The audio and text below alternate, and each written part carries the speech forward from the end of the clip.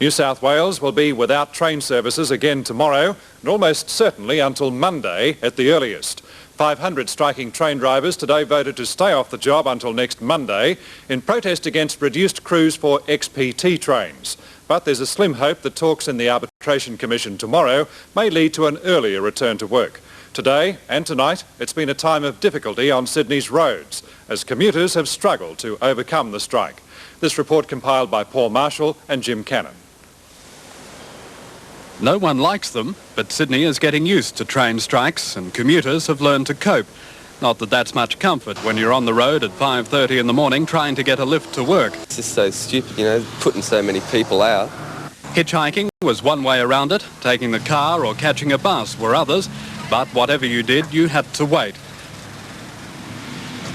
At Penrith and other western suburbs, chartered buses were put on by the Action for Public Transport Group, a private body set up to help commuters through strikes like this one. Carpools were also organised today, but with more vehicles on the road, delays couldn't be avoided. The approaches to the Harbour Bridge were the worst, and once in town, the problem of where to park.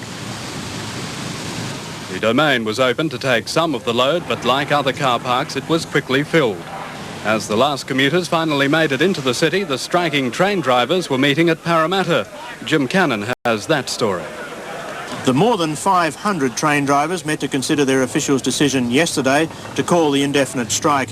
And while the meeting lasted almost 4 hours, the strike decision was eventually overwhelmingly endorsed.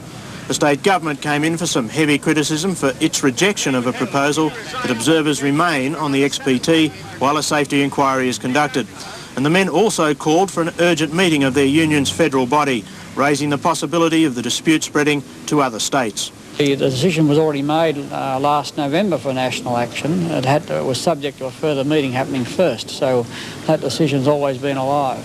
The drivers say they won't meet again until Monday, and both sides now appear to have painted themselves into the all-too-common Australian Industrial Relations corner.